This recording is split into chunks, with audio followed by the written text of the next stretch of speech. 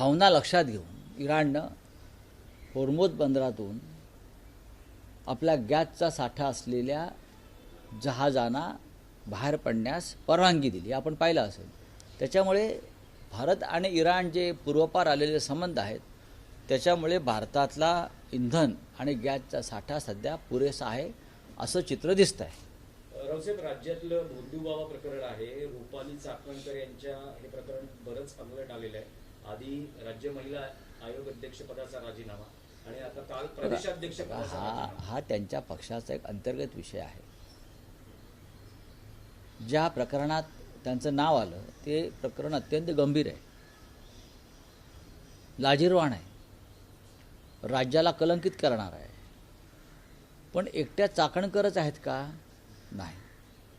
त्याच्यामध्ये राज्यातले आणि देशातले अनेक महत्त्वाचे नेते खरं म्हणजे आहेत, अनेक नेते आहेत. स्वतः दीपक केसरकर म्हणतात मीच का 40 आमदार तिथे जात होते. हे कोण सांगतंय?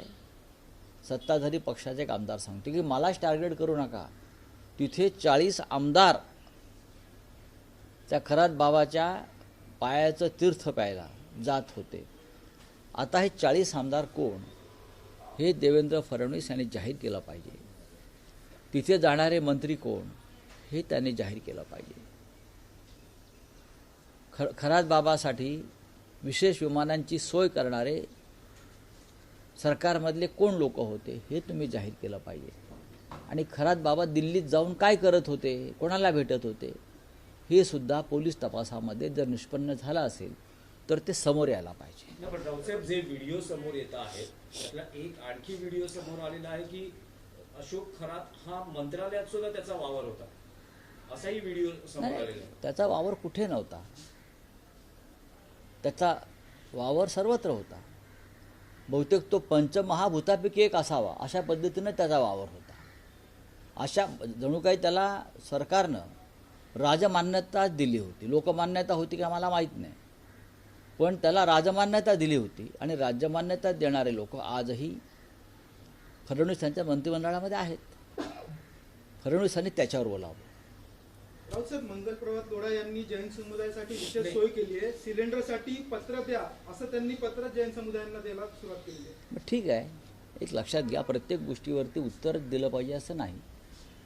खरं म्हणजे राज्याच्या मुख्यमंत्र्यांनी जर जैन समुदायाच्या मंदिरांसाठी राज्याचे एक मंत्री विशेष व्यवस्था करत असतील तर त्याच्यावरती टीका करावं आणि त्याला विरोध करावा असं माझं मत नाही, किंवा आमचं पक्षाचं मत नाही.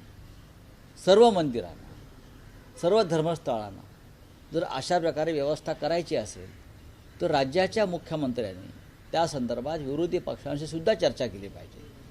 नरेंद्र मोदींनी जी चूक केली करतायत, टीम इंडिया आणि टीम इंडियामध्ये कोणच नाही, तसं टीम महाराष्ट्र तयार करून त्या टीम महाराष्ट्रामध्ये राज्यातल्या प्रमुख विरोधी पक्ष नेत्यांना घेऊन तुम्ही ही सगळी जी व्यवस्था आहे ती मार्गी लावली पाहिजे.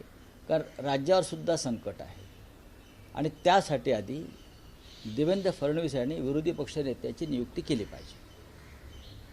ती करताय का? तर तुमचा टीम महाराष्ट्र तयार होईल. विधानसभेत आणि विधान परिषदेमध्ये विरोधी पक्ष नेत्यांची नियुक्ती जर करणार नसाल तर कसे काय तुमची टीम तयार होणार? मंत्री नरहरी झिरवळ यांना तूर्त अभय मिळाल्याचं दिसतंय, कारण मुख्यमंत्री असं म्हणतात त्या व्हिडिओची सत्यता पडताळल्याशिवाय. कशी काय ते सत्यता पडताळणार? कारण मंत्री झिरवळ यांचं नाव आहे की अनेक व्हिडिओ हे त्याचे भाग एकत्रित करून पहा की ते किरीट सोमय्याच्या व्हिडिओची पण सत्यता पडताळणार होते असं ते बोलले होते. ती सत्यता पडताळायला पाहिजे. अशा प्रकारचे व्हिडिओ आले की त्यांची सत्यता पडताळायला पाहिजे, पण ती सत्यता कधीच पडताळली जात नाही.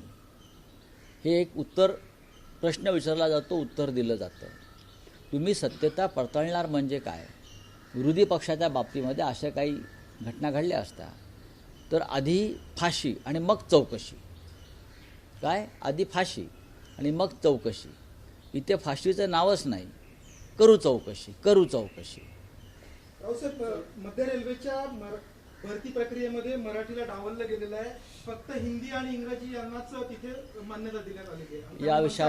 या विषयावरती मी माननीय उद्धव ठाकरे साहेबांशी आज चर्चा करीन आणि त्या संदर्भात पक्षाची भूमिका काय आहे ती आपल्यापर्यंत येईल. बोला. नरेंद्र मोदी ने सीएम की रीडिंग ली है जिसमें उन्होंने कहा कि लॉकडाउन नहीं लगने वाला.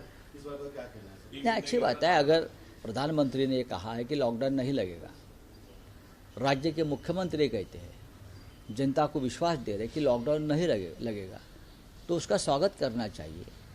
प्रधानमंत्री ने टीम इंडिया की बात की है, लेकिन आपके टीम इंडिया में कौन है ये भी बता दीजिए. क्या टीम इंडिया में 111 तक सिर्फ अमित शाह और मोदी है? बता दीजिए. महाराष्ट्र में अगर आप टीम महाराष्ट्र बनाना चाहते हो हमारे मुख्यमंत्री महोदय, तो सबसे पहले विधानसभा और विधान परिषद में लीडर ऑफ अपोजिशन की नियुक्ति करो, तब आपकी टीम महाराष्ट्र हो जाएगी. और जो संकट है महाराष्ट्र में, देश में, उससे सामना करने के लिए सबसे पहले आपको विश्वास में लेना होगा अपोजिशन को. वो ले लीजिए. सर, ईरान की मिसाइल पे लिखा है थैंक यू इंडिया, ऐसा का लिखा हुआ है. 500 करोड़ की मदद की है उन लोगों ने. इसे किस तरह देखते हो आप? ये 500 करोड़ की मदद देश की जनता ने की है, सरकार ने नहीं की है. आपको मालूम है ना, ये कश्मीर की जनता ने जब वहाँ के स्कूल पर हमला हो गया और 200 लड़कियों का मृत्यु हो गई, दर्दनाक, खौफनाक, तब ये सिंपैथी, ये भावना जाग उठी कि हमको बच्चों को मदद करनी चाहिए. और वहाँ की जनता ने देश भर से इकट्ठा होकर 500 करोड़ रुपए जमा किए और ईरान को दिए. अच्छी बात है. मोदी इस पे खेल बता रहे हैं, लेकिन अपनी समर्थन की बात नहीं कर रहे. ठीक है, चलो. सर, ममता बनर्जी वेस्ट बंगाल में 12 लाख वोट कर गए हैं. इस तरीके से अभी ये काटछाट तो होगी ना. ममता जी को अगर हराना है, लेकिन ममता जी हारेगी नहीं. आप 12 लाख वोट काटो और कुछ करो, जीतेगी तो ममता दीदी.